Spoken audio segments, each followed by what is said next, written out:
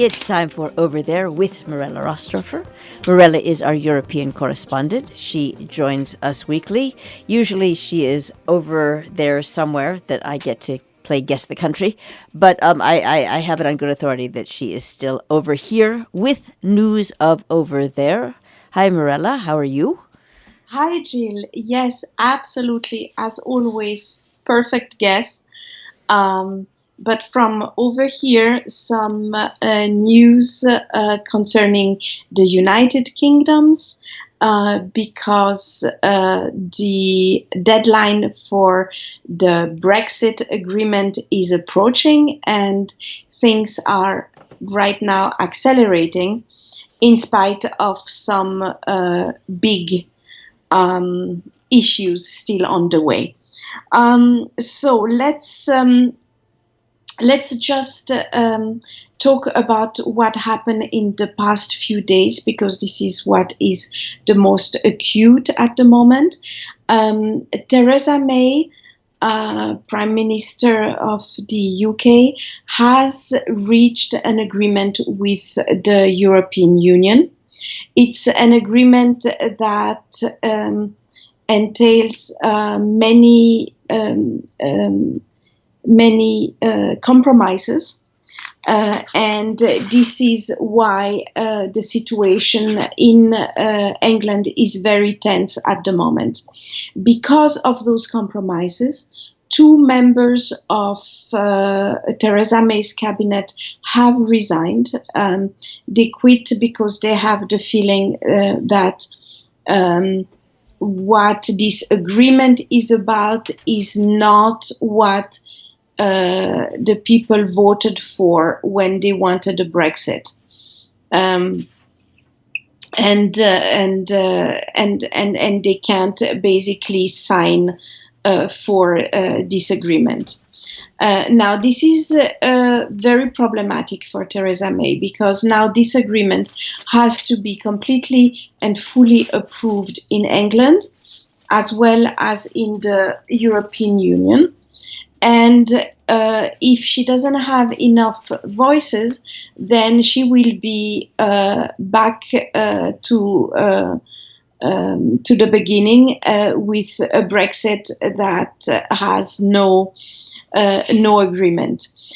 For that, she needs the voices of the DUP, which is the Democratic Unionist Party from Northern Ireland.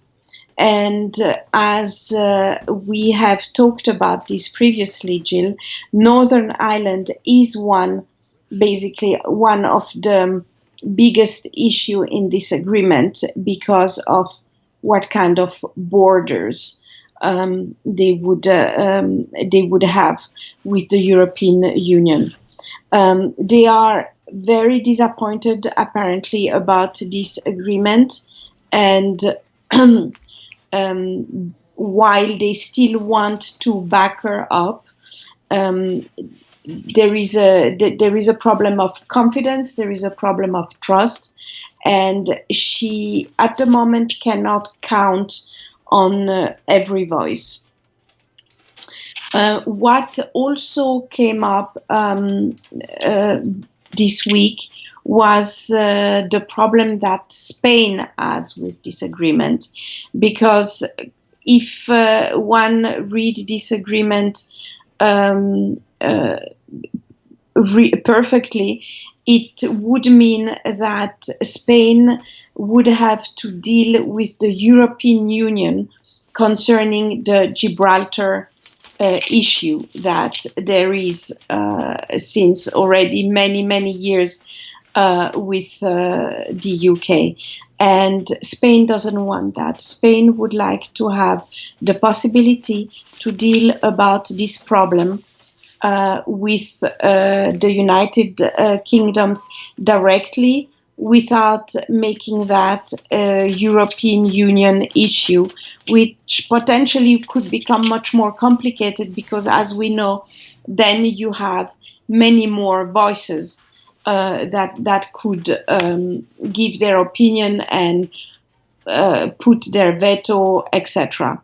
So why is that such a problem? It's because Gibraltar is a very important strategic place, both for Spain and for the UK. And the UK certainly doesn't want to lose that spot, especially considering that in 1967, the people in Gibraltar refused to leave basically the England with 99.6%. So that was a very clear result for them to stay in the under the governance of the UK. Though this was in 1967, which is also a very long time ago, one never knows exactly what would happen today. In any case, this has been brought up also this week and is a condition from Spain in order to fully approve this Brexit agreement. So as we can see, there are a few stones on the way that are still to be dealt with. And the problem of Theresa May is also to have lost tremendously support in her country from the people, but also from the members of her own cabinet. And what is a pity in a way is how she is trying to get again some approval from the public opinion by making comments that are clearly anti-Europe and anti-European workers. So I would like to quickly read what she said this week. It will no longer be the case that EU nationals, regardless of the skills or experience they have to offer, can jump the queue ahead of engineers from Sydney or software developers from Delhi. So this expression, jump the queue, has been perceived very badly from Europe, as the European members working in England are already facing a lot of aggression, and of course, when also this aggression is in a way supported by the Prime Minister herself, by telling in such a general way that they have been jumping the queue, which might be true for some, but not necessarily, and for sure not for the majority.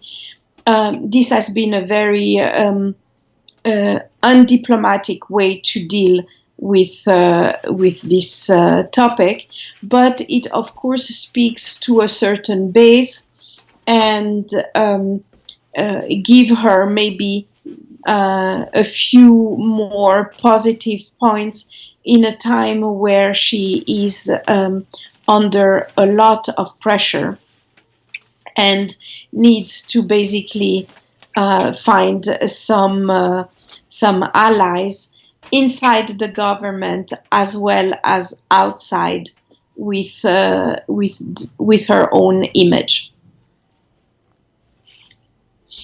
That would be for England. And now, very briefly, I would like also to mention the difficulties that President Macron is having in France with some protesters that call themselves the Gilets jaunes, which means yellow vests, who are protesting against higher tax on gasoline, and are making a lot of trouble in France because it's basically more people than I think President Macron was expecting, and they are blocking roads, and they are trying to organize protests all over France. This is interesting on many levels, but I'm just going to mention one, and it's the gap that one has between the obligations of the governments in the world, not only in France, to try to take the right decisions concerning the environment and how to decrease the CO2, and how to make sure that the climate changes are not going to accelerate in the near future, and the realities of countries which are basically price-based, and for many people, like France is showing now, the daily issues definitely come before the environment, and therefore they do not want any tax increase on fuel. And I think that this kind of gap, this kind of almost paradox, are the one that governments in the world will have increasingly to deal with. Thank you very much, Mirella Rastorfer. Over there. My pleasure.